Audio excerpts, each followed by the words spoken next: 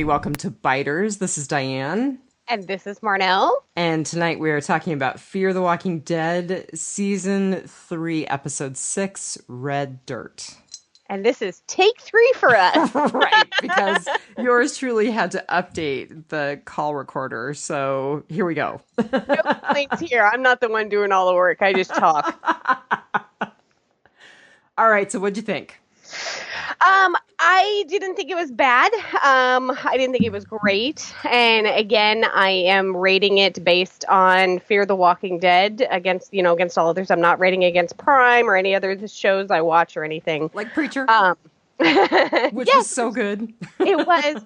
Yeah, go listen to our other podcast for Preacher. But no, this for me, and I find myself saying this about a lot of shows that I watch just because it pertains to a lot of shows and a lot of other mediums. It was a middle book. It was kind of tying in some past crap and setting us up for some, future drama and stuff, which the last 2 episodes were aired same day. So the mid-season finale was 2 episodes aired at the same time, so we will be podcasting them that way. Yes. But I think it was setting us up for that mid-season finale and the kind of turf war to come. Will they be forced off the ranch? Will they, who's gonna die and everything? So I enjoyed it, and not quite as much as the last episode, but like I said, we were talking before the podcast, and it was like, there is a lot going on, but nothing happening. Right. A lot of moving parts, but not tons of forward movement. Some. Right. So I rated it a 4.0 middle books. Well, so I took your advice, and I am trying to see it against itself instead of see it against the original series. So I liked this episode. As much as I like any Fear the Walking Dead episodes, sorry, you guys. So I gave it 3.8 out of 5 tribute zombies. Not bad. And I'll explain why tribute zombies in a minute. Right.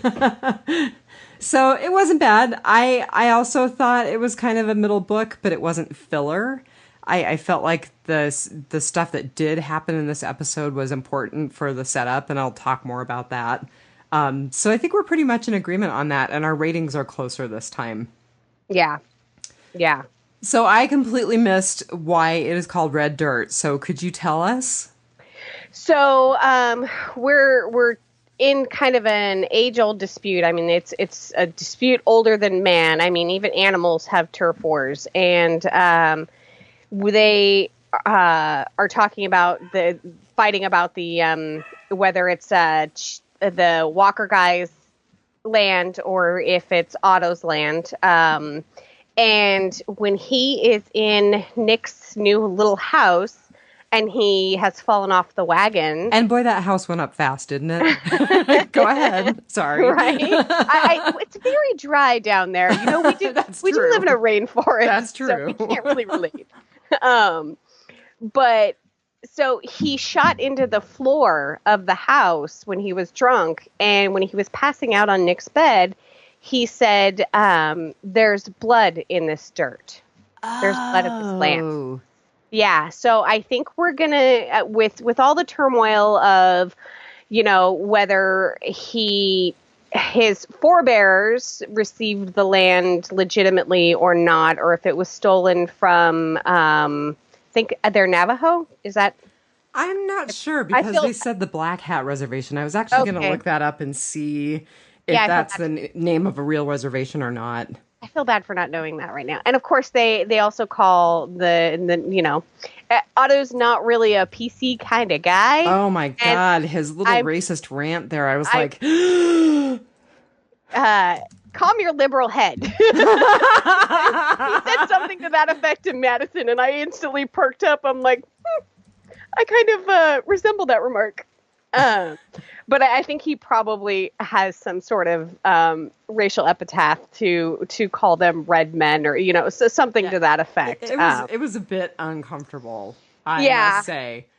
Yes. So Actually, so here's the wiki entry. The Black Hat Reservation is a location in Fear the Walking Dead. The Black Hat Reservation is Black Hat, not cat. I have to make sure that I am articulating myself enunciating. well.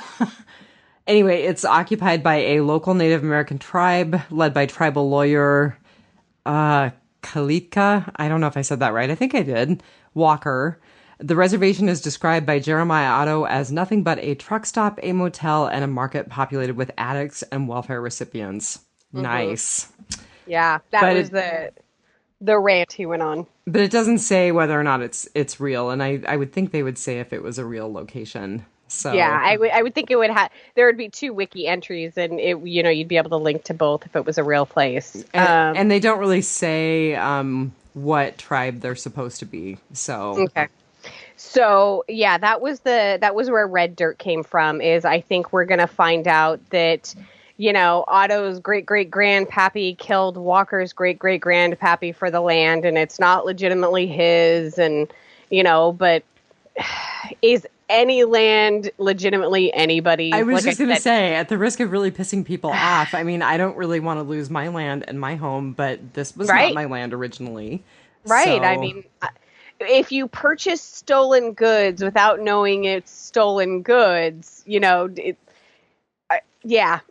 Okay, so now I've got this song running through my head, and if anybody is a Bruce Cockburn fan, he does this really awesome song called Stolen Land, and I would recommend listening to that if you're interested in this conversation. Unfortunately, we don't have the rights to it, so I can't splice it in. God, there's a Tracy Chapman song too, America, I think. Oh, I don't think I've heard that one. Yeah, I'll have to go looking for it. Yeah. Oh God, Brian would be barfing right now. So would Thomas. Right? No, but I mean, and that's the gist of the argument, and the word that I am not coming to right now. The issue that is gonna either force Otto and all the people off the land, or it's gonna wind up, a lot of people are gonna die, probably one way or another. I mean, we saw this episode where, the people tried to leave the land and they did die, but not by Walker's hand and not by any Walker's hand. So here's the thing, and I'm digressing a bit, but is it really worth fighting about whose land it is when you're in the middle of the apocalypse? Well, it kind of sounds like it's been a long, drawn out thing. I mean, they've tried to do it legally, right. And now there is no law, and so they're going to take it back. And if you really, you got to think about it from Walker's side. If you really believe that you're entitled to that land's yours, I would certainly probably fight for it, especially now that it's so, utopic. There's part of me that's like, is it really worth hanging on to that old tribal garbage? And I don't mean tribal in terms of Native American. I mean tribal in terms of people pitted against people. Is it really worth hanging on to that garbage now that we're in the middle of the apocalypse? Well, I mean, when you have like an underground Costco and an arsenal, that's true. That's the way I'm thinking of it at this point. Like, I would want the land more, and if you think this Otto character is such a bad guy for stealing your land, of course you're gonna take it by any means necessary. Now that there's no law, I see both sides. And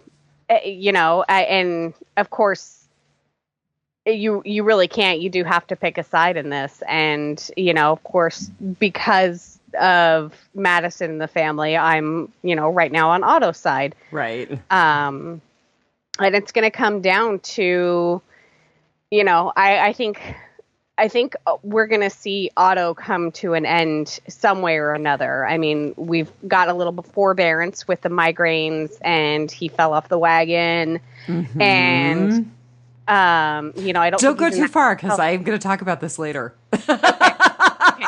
And so that leaves Troy and Jake. And, Jake doesn't even believe that, he'll be named a successor. And Troy thinks that, he should run things. So we'll see. We will see. Okay, and I have to say, really far off.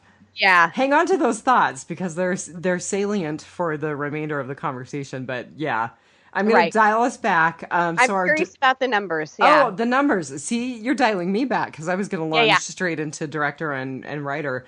The numbers. So it was 2.1 million same day views. Not bad. It went, actually found Live Plus 3 and it went up to 3.699 million. Why don't we just say 3.7 in Live Plus 3? So that was a gain of almost 1.6 million. And that was up 69% from the same day. Really, really not bad for Yeah. Fear. Yep. And it was number 1 in cable overall and number 2 in the 18 to 49 group for that week of cable viewing. Well, kudos to them. Jeez. It's been pretty consistently at, 1 or 2 in the viewing. But those are better numbers than we've seen in a while. Yeah, way better. Like by I think double to triple. Of course, in fairness, I'm not sure. I've been rather hit or miss about finding Live Plus 3 and Live Plus 7 numbers. So it may be that if we go back and look at the previous episodes for this season, we would see better numbers in Live Plus 3 and 7. Yeah. I just realized I didn't know anything about TV ratings until we started doing this. So for people who don't know, and most people probably do if they're listening to a podcast, if their level of interest is that high, but Live Plus 3 is how many people watched it with their DVR 3 days out. Live Plus 7, how many people watched it with their DVR 7 days out. So that's where we're coming up with those numbers. Moral of the story, they are watching you. Right. So our author, or the writer, was a guy named Wes Brown. And I didn't find a whole lot on him on IMDb. He was the writer for this episode. He, like Suzanne Heathcote from the last episode, he has been a story editor on all 8 episodes that have aired for this season, but this was really his first credit as a writer. And I didn't see anything outside of Walking Dead. So do you think that's why we have some issue with Fear versus Walking Dead Prime, is that these guys are kind of newbies to the writing world, and they got shuffled onto a pretty big universe of characters and storytelling. I think that might be part of it. And the other thing that I was thinking as I was looking at that and looking at him and Suzanne Heathcote functioning pretty much as writers and story editors for this first half, Walking Dead Prime kind of has its group of people that it pulls from, but it seems like they pull from a broader pool of people with tons of experience. Yeah, and that's the thing. I'm not knocking Wes Brown or anything, but I think that the other people are just so experienced and have such a knowledge base to pull from that they have it drilled down to a science. Well, and I'm going to save it for later, but there's some stuff that Galen Hurd said on Talking Dead, which I kind of half watched, that was very helpful to me in terms of reframing this series, for one thing. The other thing is, though, and this is somewhat critical, I still feel like they don't really have an excuse because they had this juggernaut on their hands with the original series, and I just feel like it should have played into making this more of a juggernaut, too. Yeah, I'm thinking maybe the new writers on the show should have been co-writers, and they should have pulled somebody from the main show, from Walking Dead Prime, and kind of had them supervise. Because like I said, I feel like the all of the storytelling in the show for at least the last 2 seasons has been very disjointed and chaotic, and there's lots going on but nothing happening, and then all of a sudden everything happens. I mean, it's hard to be engaged in it sometimes. I still maintain uneven. That's probably the kindest way I can describe it. Yeah. And I mean, but like I said, not knocking Wes Brown or any of the other writers, this they had a lot of expectation put on their shoulders. So they're doing a fair job, and apparently, I mean, the numbers have gone up. So what the hell do I know? Well, and with tonight, I actually did, and maybe it was just because I took your message to heart last time and I'm trying to watch it with a more generous heart. But I did feel like there was more building. You're welcome, biters. You're welcome, Nikki Campbell Keith. So our director was a gal named Courtney Hunt. This is her first episode in the Walking Dead universe, but she has some other credits. She did a movie called The Whole Truth where she directed Keanu Reeves. She's got a couple of Law and Order SVU credits. I remember hearing about this series In Treatment, but I didn't watch it. She's got a couple of credits for that. And then she directed it looks like a relatively smallish movie in 2008 called Frozen River. And, okay, Brian, Thomas O'Mara, plug your ears. It was announced that you see it. It's announced that she's actually going to be directing a miniseries starring Dianne Lane that's about Hillary Rodham Clinton. So we'll see where that goes. Interesting. You and I might see where that goes. I don't expect Brian and Thomas to watch it. Well, it depends on her political leaning. I mean, maybe I suppose that's true. Not everyone has good things to say about politicians, even in their own party. Like, right. So, yeah. I voted for Bernie. All right, enough. Because I could get myself in lots of trouble. So tonight, God, we got some sad news today. And so instead of a featured cast member, I decided that we would do Gods of the Pod. So people probably know by the time they're listening to this that George Romero died today. Yeah, so sad. Yeah, and I mean, I don't want to say that I'm a huge expert about George Romero because I'm not, but I felt like we really needed to talk about his contributions to not just the zombie genre, but really to Walking Dead, because we wouldn't have Greg Nicotero and we wouldn't have Walking Dead if it wasn't for George Romero. Yep. So he was born in the Bronx in 1940. And when he passed away today, he died at the age of 77. I looked up some older stuff about him, so I thought this was super interesting. He actually, before he became really known for Night of the Living Dead, he was known for making TV commercials, training films, and he did some shorts for Mr. Rogers' Neighborhood. Oh my goodness. Which I thought was some really interesting trivia. And he started making movies at the age of 14 with an 8mm camera. So that's pretty cool. That is really cool. I thought not shocking at all. No, it's not. That totally sounds like that. If you were to write the story of the father of the zombie genre, that you would include that background in his story, if you were writing it, for a movie. Right. Yeah. I mean, I could see little George Romero running around in his geek glasses with his 8mm handheld, Yep. So I thought of you because, of course, you and I talked about this earlier, and you were like, maybe he won't stay dead. And I was so many people make that joke, by the way. So I was like, I'm not the only sicko out there. I was like, that's probably a little soon. And then I was reading his page of personal quotes on IMDb, and he said, I'm like my zombies. I won't stay dead. Oh, I love it. Oh. So, and another quote that I thought was really cool is he said, I always thought of zombies as being about revolution, one generation consuming the next. Ooh. Yeah. Kind of creepy.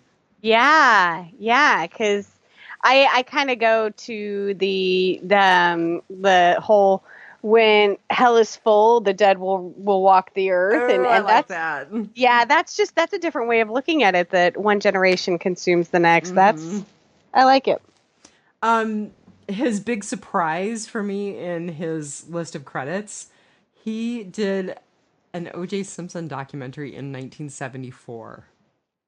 What? I know, crazy, huh? It was called O.J. Simpson, Juice on the Loose, and I thought, wow, that's prophetic. Yeah. We're having a little my favorite murder crossover right now. Yeah. We should seriously count up how many times we mention them on our shows. I'm pathetic. So then Greg Nicotero, I actually bookmarked Greg Nicotero's tribute to George Romero today because it was really pretty neat. So I'm going to pull that up here real quick. Maybe. That would mean that I would actually know how to look at bookmarks on my computer. Here we go. So Greg Nicotero put up a picture of himself and George Romero on Instagram today, where he was giving him an award. And Greg Nicotero wrote the caption, "The sad news keeps rolling in. There are so many things to say about this man, my friend, my mentor, and my inspiration. For what he gave us all with passion and fire, his unrelenting spirit will live forever. Blessed that I was honored to present him this award late April in Pittsburgh, where it all effing started. Never-ending love to him and his family." That is so poignant and so heartbreaking. It was pretty neat. And, so I look back at Greg Nicotero's history because, I mean, I know that Romero was a huge influence on him. And I was reminded that his first major job was working on Day of the Dead in 1985 with George Romero and Tom Savini. Mm-hmm. He said in an interview that his crew for Walking Dead calls Night of the Living Dead the pinnacle of zombie flicks, the holy grail of zombie flicks. And he pointed out that George Romero really invented a lot of the modern conventions about zombies. For example, we wouldn't have the double tap if it wasn't for George Romero. He was the person who said the zombies had to be shot in the head to take them out. Right. So I just felt like it was appropriate for us to kind of take a minute or several minutes to reflect on what George Romero brought to The Walking Dead. And just movies and television and pop culture in general, because, I mean, looking, he... Creepshow. Yeah, and The Crazies. Tales from the Dark Side. I mean, just... He's like, I don't know, he's right up there with Stephen King, but I don't think he gets the same kind of, I don't want to say credit, but he's gotten more popular reference now with The Walking Dead. But I mean, if you would have said George Romero 10 years ago, people would have looked at you like, who? People who were diehard movie buffs wouldn't have looked at you like who, but probably the average person on the street would have been like, huh? Yeah. It's interesting that you bring up Stephen King because on his page, his IMDb page, it talks about how he was actually supposed to direct The Stand and Salem's Lot. And wow. And it didn't happen. The Stand went on to become a miniseries, and it said something about Salem's Lot being a miniseries too, which I didn't recall. Was. Yeah. So that was kind of interesting. Yeah. A lot of Stephen King stuff doesn't make it to the big screen or didn't make it to the big screen and wound up being miniseries or like made for TV, not really miniseries. I think it was only 2 hours and they aired it 1 hour at a time. Well, and so the interesting thing too about Stephen King and you bringing him up in this context is that, there's all these Stephen King tie-ins to Walking Dead with Frank Darabont and Laurie Holden and Jeffrey DeMunn. So it's really interesting to have yet another small tie-in with Stephen King. Yeah. Which, by the way, off subject, I read an article this week about some of the horrid emails that Frank Darabont sent to the producers of The Walking Dead. Yeah. Oh my God. Okay, I no longer have huge empathy for Frank Darabont. Yeah. I won't detail them here, but if people want to look them up and get a little ticked off, have at it, because it was not nice. Yeah, that was a very toxic work environment. Yeah, no kidding. I really wonder if the show or the people on the show would have continued if they would have had to endure that for much longer. Yeah, it's really interesting because and we've talked about this before, Darabont's departure is the reason that Jeffrey DeMunn lobbied to have Dale killed off. And but then I, read that article about how horrid Frank Darabont was, and I thought, why would anyone want to work with that guy? Yeah. So wow. Well, it looks like he, getting back to Romero, looks like there's a post-production documentary, Into the Dark, exploring the horror film. So that could be interesting. Yeah, that will hopefully be very interesting. And it's kind of something that, we would be very interested in considering, our morbid fascination with morbid things. It might be something that we actually really have to do on the off season, like, you know, maybe watch a Pollyanna McIntosh movie. I did watch one. I know, I'm I bad. haven't I watched haven't the other watched, one. I so. did watch the other one. But we'll have to keep an eye out for this documentary that George Romero was in because that definitely looks like something up our alley. Yeah, yeah. And I was actually just looking at who is going to be in it, and the only other person besides George Romero is yeah, that guy. Guillermo. Yeah, Del Toro. Yeah.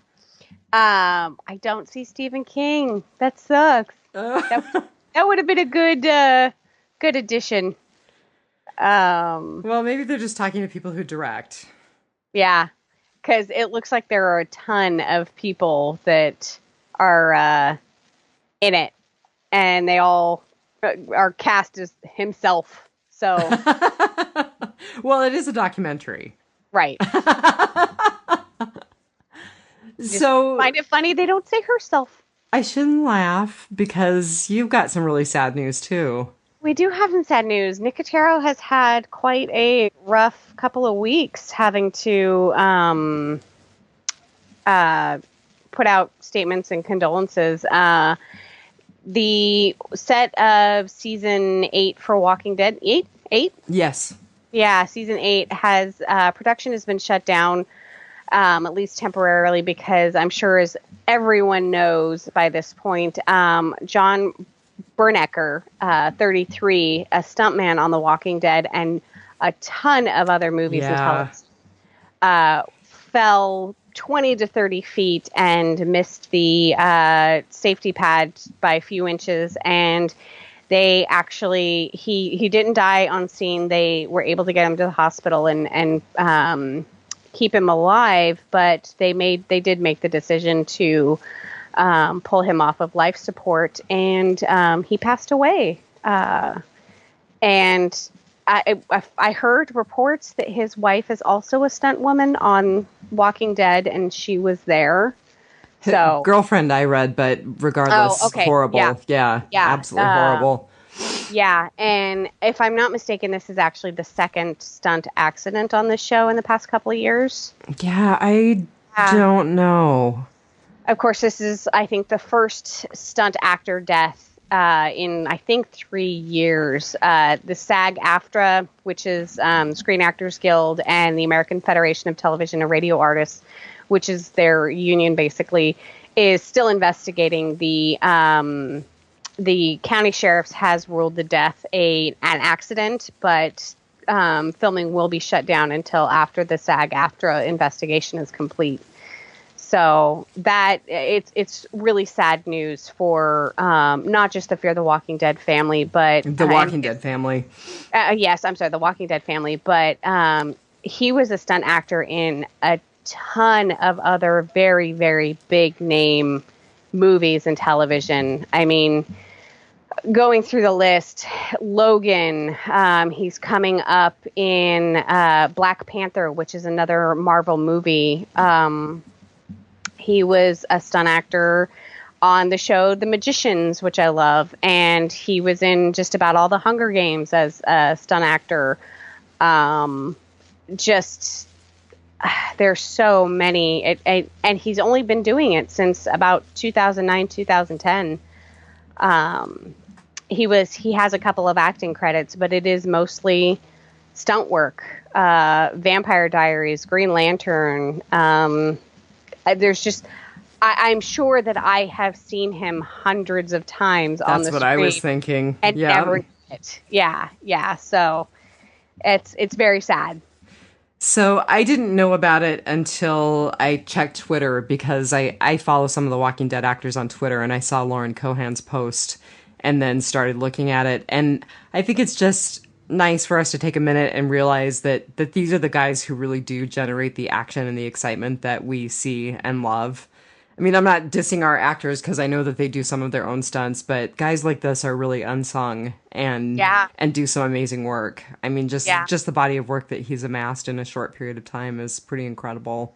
And, really unsung heroes because, they take the hits and you never really see their faces. They never, they don't walk around at the premieres and get all of the attention like the actors and actresses do. So, It's got to be a labor of love on their part. It has to be. They have to be doing it because they absolutely enjoy their work. So, one positive thing that has come out of this, he was an organ donor. Yeah. And so he will carry on in some fashion. And maybe we should just wrap this up with a plug. If you are not an organ donor, look at your state law for how you can become one, because you really, in a sad place in your family's history, when they lose you, you can still help other families.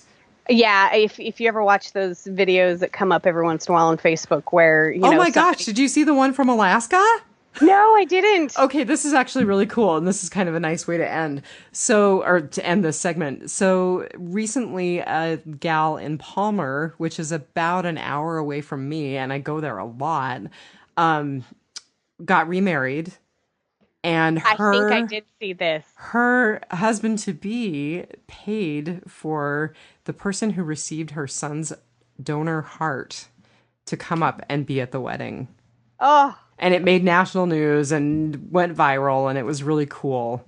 And I think I did see this headline, yeah. Yeah. So Little Palmer, Alaska. Yeah. Making a difference. Yeah, I mean, we don't have the ability to grow these things really yet. So, if you can, and I realize there's some people who have some religious restrictions, but me personally, I plan to be cremated, and all of my family and the important people in my life know I am an organ and tissue donor. And I mean, I have a friend who's got cadaver bone in her leg, and so there's so much that you can do in so many ways for you to live on in another fashion. So look at us getting all social without being political. I would love, I don't plan to have children, but I would love to know that, maybe my heart goes on and beats in somebody else, or my lungs, or even donating tissue to science that may help, find a cure for something someday, or, start the zombie apocalypse. Either one, that would be awesome. I'm going to vote for starting the zombie apocalypse. I know you all too well. Oh, that's funny. All right. Well, now getting back to the show. Yeah. So, good, bad, and ugly. What's your good? My good, I am really enjoying where they're taking Nick's character. For as much as we rag on Madison, I really think that Nick is, and I know that they wanted a female lead, but I really see Nick as becoming the lead in this show. I see him as becoming the Rick of the group. Oh, that's funny. I still think Madison's being set up, but go ahead. Oh, I hope not. I hope it's Nick. Even the feminist in me is screaming, no, Nick is the more qualified one for the job. But just his discussions with Otto and kind of his friendships with Otto, learning to fire a gun, and even to the point of I thought it was funny when he and Madison were talking and he was chastising her for lying to the group. And I was like, you're one to talk, former junkie. Right. How do you sleep at night? Well, how did you sleep at night, So this is kind of my into the writing potpourri, but it's pertinent for your good. There was a moment where he and Otto were talking, Jeremiah Otto, and they just kind of gave each other this look, and I was like, yep, one addict hanging out with another and recognizing a kindred soul. Yep, it was when Otto woke up from his stupor. No, it was actually when I think that I really saw the moment when he was drunk in Nick's cabin. They just kind of exchanged a glance, and I was like, kindred souls. Yeah. So, even to the point that he was willing to back Madison. He just wanted to be in on the info ahead of time. Right. He realizes the direction that things need to go in, and he's willing to do it, but I don't think anybody trusts him or sees him as a lead yet, and I think he's just kind of quietly hanging out and listening until it's time. And he stayed behind when Luciana left, and I really see them as setting him up to be a really pivotal character in the show. Not that he wasn't already, but I mean, as far as surviving and making the tough decisions and keeping people alive and making good choices. So my good was the direction that Nick is taking, and this episode I think really stood out for me for him. So won't it be awesome when he dies in the season finale? I'm terrible. Yeah, well, what the hell do I know? What was your good? Well, my good was going back to our conversation about this kind of being a middle book. Mm-hmm. So I really liked all of the building blocks that I saw in this episode. So first off, when Jake was showing Alicia how to shoot, there was just a moment. It was the moment where he was putting her ear protectors on her. Yes. I was like, I could totally see these two as the new face of survival in the zombie apocalypse. I could see these two leading this group. I was trying to ship them. I'm like, Jake Isha, Alika. Yeah. I was totally trying to ship them. I have little written out little names for them. Oh my God, that's funny. Well, do you have a favorite? Jake Isha was the only one that kind of like, eh. So that was one. I felt like, and you mentioned this, Jeremiah's decline. You know, we're seeing him kind of let go, and we're seeing the setup for him to be out of the picture. And it really started with his decision to begin drinking again. Madison's rise. There's that line where Jeremiah says, or not Jeremiah, where Jake says, well, they're all a bunch of libertarians and they're going to follow the person who they think is worth following. And then Madison kept being kind of pushed forward as the leader. So I can see Nick getting set up as her lieutenant, but I think they're still really pushing Madison as the leader of the group. You know, and that'll get into my bad because I don't like how they're doing it. Well, so let's go, because that's my good. So let's talk about your bad. So my bad is still like, what the heck is she still doing? Like being Troy's second, like, and I mean, especially after the whole, what I considered kind of a rapey scene, but like they did the previously on, and he was like full on like strangling her. Well, I was going to say, and I watched it again and I was like, I don't think it's rapey. I think it was more murdery. Yeah, but considering his attraction for her when they first met, it came off as a little like it wasn't, and like maybe it wasn't like rapey as in sexual, it was rapey as in like power struggle, you know. Okay, I can see that. Yeah, and so I'm just like, given everything, how is she still like? I get it. I do get it. So you don't have to write that on the Facebook page or whatever, or message us. I get that she is trying to maneuver herself, and she sees the best way, as in, kind of giving Troy a direction that is more beneficial and less, I'm going to kill people, humans for fun to see how long it takes, right.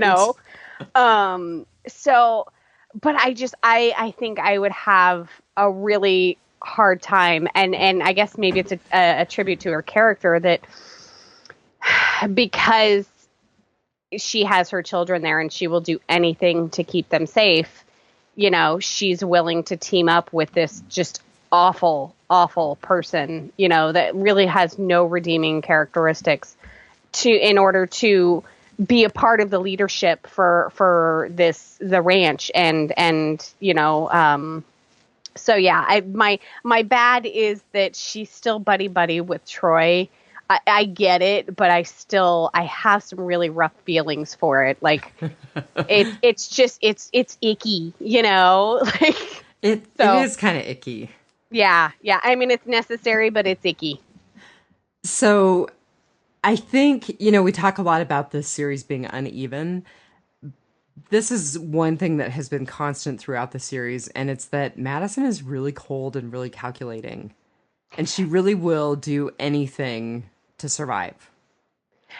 but still, I still find it uneven, when she was so focused on Nick that, she almost lost Alicia. And then, she was so focused on, Nick and Alicia that she lost Travis. And,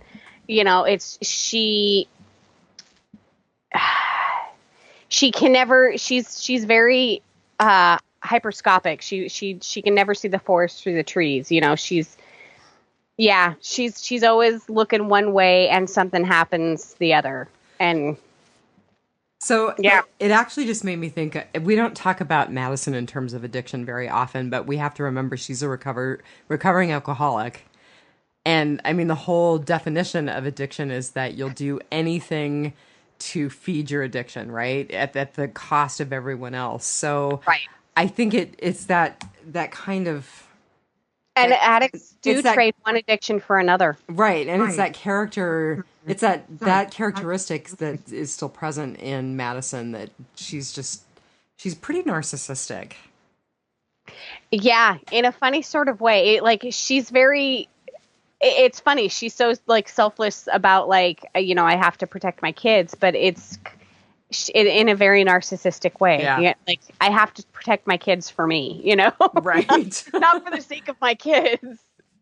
But yeah, so it's getting better. I think they're headed in the right direction. They're just not there yet. And it's been a very slow road. So it can be frustrating at times, but I don't loathe the character as much as I did in the beginning. I wonder if Brian still loathes her. He's been very silent, so...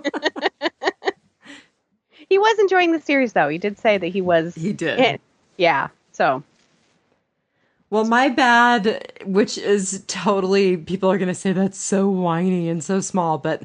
I am so sick of horses getting killed in this series. I knew it. Oh my God.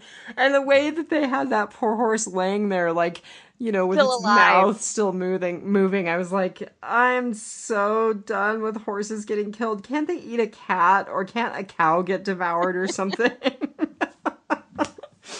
I'm telling you, it's not good to be a young girl or a horse in The Walking Dead. I continue to maintain that. Yeah. Definitely.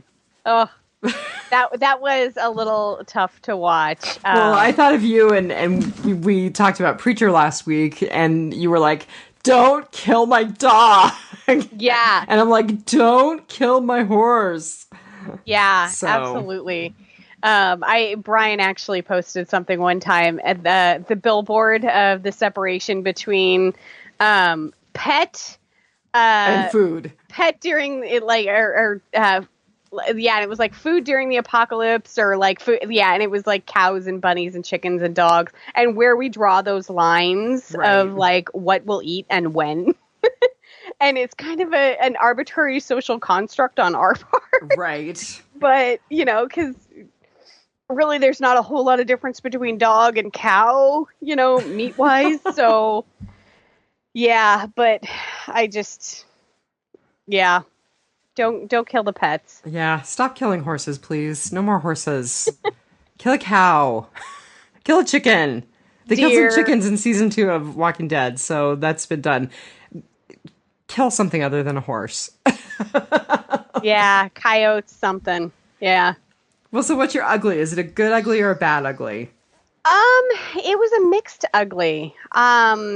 The conversation between Madison and Alicia when Alicia's caught coming in late. The sex conversation? Yeah. So I kind of felt that Madison, in the beginning, I felt she was being a little judgy, oh, Jake, really? And I'm like, Madison, you're one to talk hanging out with Troy, Right, but I mean, here's the creepy thing, right? When she talks with Troy, she's like, yeah, Jake doesn't have it in him. You're a leader. You can do this. And I was like, I don't like the bet you're making. I don't like the gamble you're making. And I'm just like, out of the two, Jake is not psycho. Right.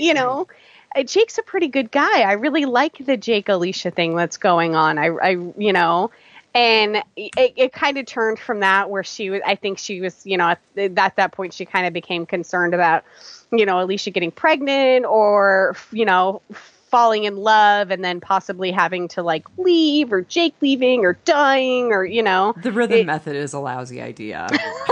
I love that. And I love that Alicia thought it was a band. That was actually laugh out loud funny. I actually laughed out loud at that. What Madison say, the rhythm method is BS, and yeah, she's like, yeah, I know, Mom. And at the time, I thought you were talking about a band. That was just great. But and I did find it interesting that the pantry stocked contraceptives. Right. Well, it makes sense when they're preppers, right? They've got to be able to plan that too. Yeah, but I kind of saw him as afterwards we need to rebuild, and so don't believe in birth control. I think it's more control when it happens, not control that it doesn't happen. Yeah, because it as we've seen before, and we're seeing now with the Prime. Being pregnant in the zombie apocalypse or having an infant in the zombie apocalypse is very, very dangerous. So, and we best not jump the shark and have a zombie baby like Z Nation. No, Walking Dead, don't do it ever, ever, ever. Oh my goodness, I have not watched Z Nation, but oh god, I watched the first one and I was like, done. Don't need to watch this again. Dawn of the Dead had a zombie baby in it, right? Too. I remember that. Yeah. Yep. So, yeah, no zombie babies. Although, if a child does die in utero, nothing's going to be... I know. There was that whole thing about what would happen to Lori if, but I'm glad we never went there. Yeah. Yeah, that's crazy. So, yeah, I in the beginning, it was bad for me. It was a bad... ugly, but it kind of turned out good because talking through it, I was like, okay, she's not so much judging. Because, I was like, you're really going to judge her for Jake when you didn't judge her for quote-unquote Bible study? Right. Poor Gretchen. No more Bible study. Oh, I know. I feel so bad. I couldn't believe that Madison couldn't shoot her. Like, I get it. Like, she's your daughter's friend and she's your daughter's age and you kind of see your daughter and blah, blah, blah. But I just can't. Even if the walker was someone I loved, like I would feel almost like I was releasing them from their suffering. Even though that's not them anymore. I kind of feel like almost like maybe their soul is trapped in there and there's nothing they can do, and the final death will release them. I can't ever see myself having issue with killing a zombie. That's the way I would see it too. Yeah. But it would be more of a mercy thing than... Absolutely. It would be a coup de grace. Yeah. Especially after in season 3. In season 1, I got it. Like, in our Walking Dead world, zombie movies do not exist, so we don't know that these people are actually dead and you have to shoot them in the head and blah, blah, blah. Like, I get it. Like, you have hesitation in the beginning, and you start putting walkers in a barn so that they can be cured someday. But season 3, we're like, no, you know what? That's not that person anymore. They're gone. There is no double cure. Tap. Yeah. Double tap. Yep. So what was yours? So my ugly was actually a good ugly, and it was Madison's trajectory. Just the lie and the way that she manipulated Troy, and I thought that the end was so creepy, the way she was like, you have to save us, and he was like, yes, ma'am. The whole yes, ma'am thing, just the layers of mother and sex toy and attraction and mother, and it's just creepy. The whole Madison Troy thing is creepy, but it kind of turned the corner for me tonight and was creepy in a really sick and interesting way. Yeah, that is one thing about her narcissism, is it makes her very, very good at manipulation. Well, and I thought while we were watching her manipulate Troy, I was like, this is her using her skills as a school counselor in the zombie apocalypse. And the mother of an addict. Yep. and an addict herself. Yes. And like I said, it's getting better for me. That is one thing that, it's very well done in that there's always that undercurrent there where she's working an angle. She's almost like, what's his name? Negan? No. The guy we saw ran off a couple episodes ago. The guy who ran off a couple episodes ago. He Salazar. had the boat. Yeah. Oh, no, Strand. Yeah. Well, that makes sense because she and Strand were buddy-buddy. Yeah. And I'm sure they saw kindred spirits in each other. So I'm absolutely sure they saw reflections of the same soul. And speaking of Strand and Salazar, we didn't see anything from them this episode. I was kind of surprised by that because they cut between the two stories in the last episode. Yeah. This was a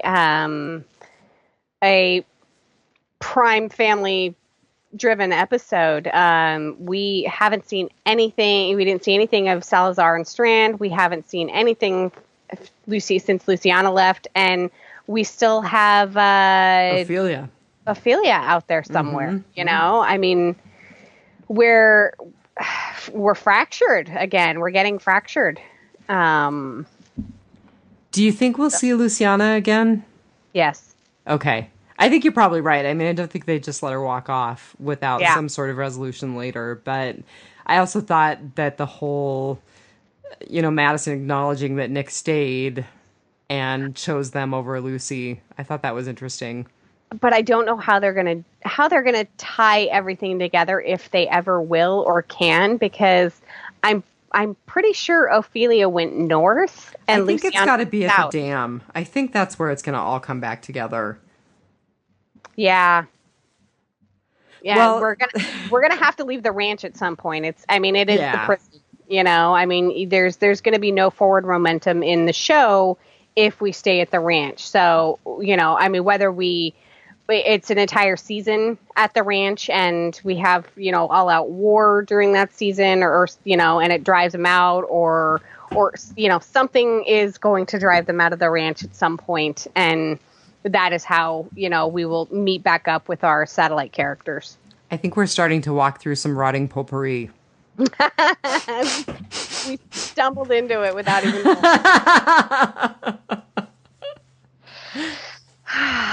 So what have you got for rotting potpourri? Not a whole lot. I think we've talked about a ton. We jumped ahead of ourselves in the beginning, which I think is a testament to how the show is chugging along. I think we started out good, we got slow, and then it's getting better. I think honestly, this is the first time in a while that we've kind of had that. Okay, let's talk about all these points, and no, we're not going to wait for a rotting potpourri. We actually we jumped into it. Yeah, it felt more spontaneous tonight, which maybe that's just my attitude adjustment. I don't know. Well, like I said, a lot is happening in the show. Do you think anyone's ever going to find out what Troy did? As far as killing Vern's family? I think it's got to come out, but I don't know how it's going to. Yeah, Maybe Jeremiah will say something while he's drunk. Or I kind of see something happening where people start turning against Madison and Nick pipes up. Well, and I really do think that they're setting Madison up to be the leader of the group from the ranch. So it may be that this piece of information is how Troy gets deposed. I think unfortunately the way things are going, I'm concerned that we're not going to have Jake for very long. I know. And he really is a pretty likable character, which is that's Kiss of Death, right? Right. He is essentially the moral compass right now. Saying I'm going to go reason with the bad guy, you might as well just be like, I'll be right back in a horror movie. Right. Or walking around your deserted house going, is someone there?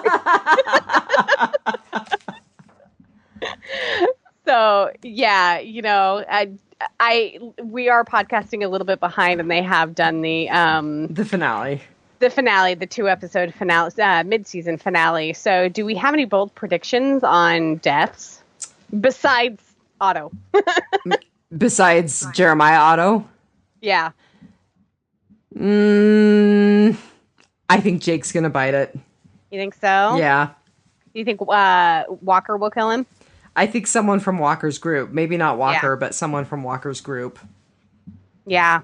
At the very, very least, we will. I predict that we will go into at least the mid-season finale with him being a pawn. Being a captive. Mm-hmm. And we'll give you Jake back if you cede the land to us. Right. Because would you choose the land or your son? Well, if you're Jeremiah Otto, you probably would choose the ranch. Yeah, and it's so. When he hit, I was very surprised when he hit Troy, because he seems to side with Troy and trust Troy more, even though it should be Jake. By the way, I wrote Cain and Abel. That is so true. That kind of goes back to our Preacher podcast. Right. Oh, so another thing. There was still quite a bit of fire imagery in this one. There was. So the burned horse, the fires that were lit on the hillside. Wait, what burned horse?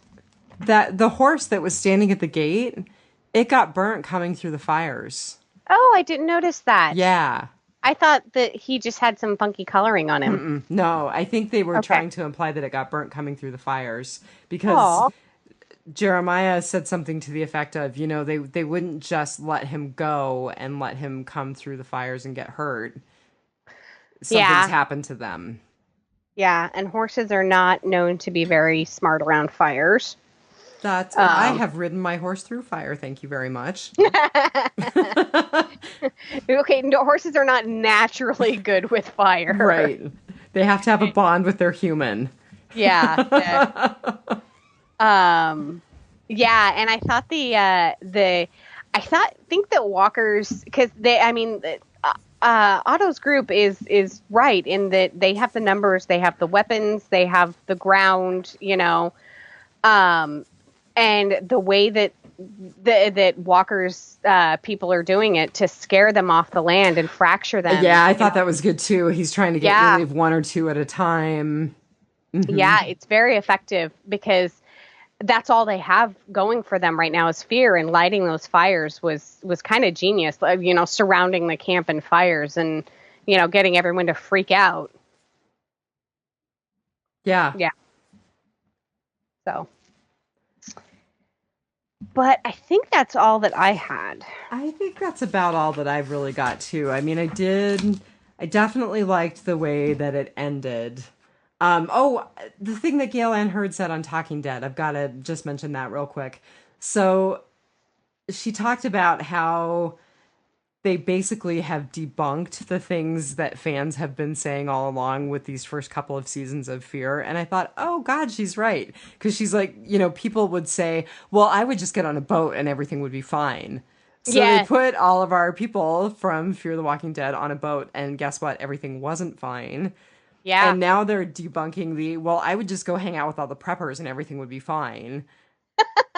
I really liked hearing her reflect on that, and I thought it was really funny, and it made each of the seasons a little more valuable for me. Yeah, because there really is no perfect solution, is there? I mean, you can hang out on a boat or with the preppers and be, relatively safe from the walkers, but fear the dead, fight the living, know? And even so, you're not safe from walkers on a boat. We figured that out. Because you still have to get out and get to dry land at some point. And plus, you can suck up walkers into your engine and then have to... Yeah. That was still some pretty cool imagery. Yeah.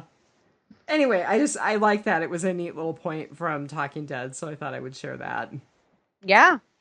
That is awesome.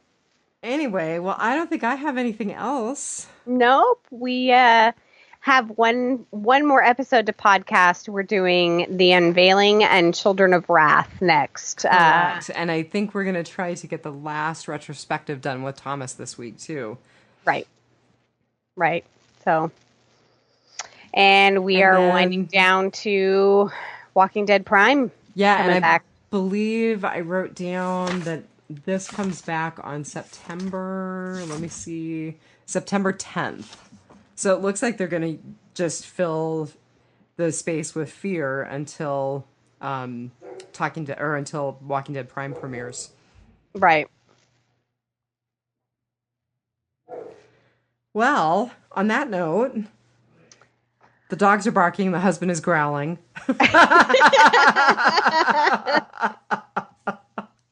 Because he's got one job, and tonight he's doing it. I'm out of beer. And Game of Thrones is on! Oh, that's right. You're getting ready for Game of Thrones. Game of Thrones, The Strain. They released who the new Doctor would be today. I saw that. I thought of you. It's a huge day. I thought of you. And it's a woman. God, pathetically, the highlight of my day is going to be going to Walmart at midnight so I avoid all the crowds. At least you have a Walmart. There is that. Yeah.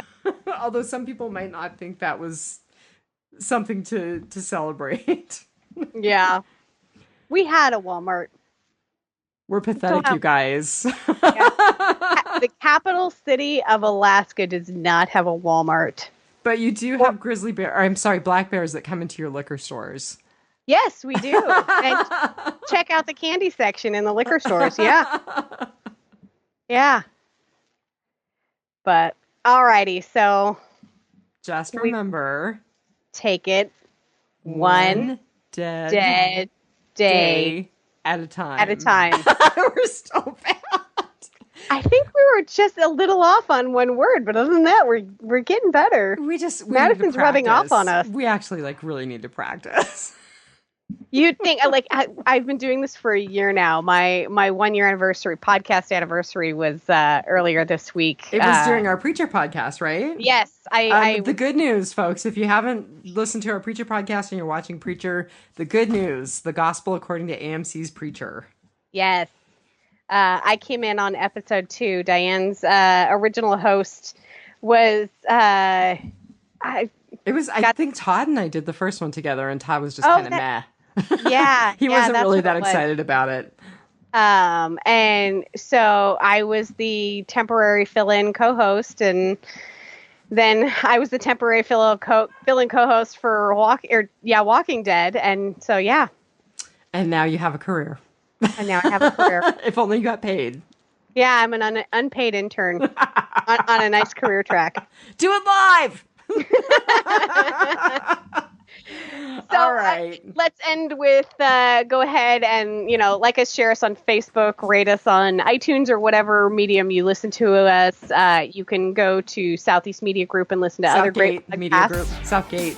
She's thinking Southeast Alaska, but it's Southgate. I said that, didn't I? No, you said Southeast. I'm going to have to re-listen to the episode now. Southgate Media Group. And you can support us on Patreon, too. So, all right. Go do all that. That would be awesome. All right, guys. Have a great good week. one. Bye. Bye. Bye.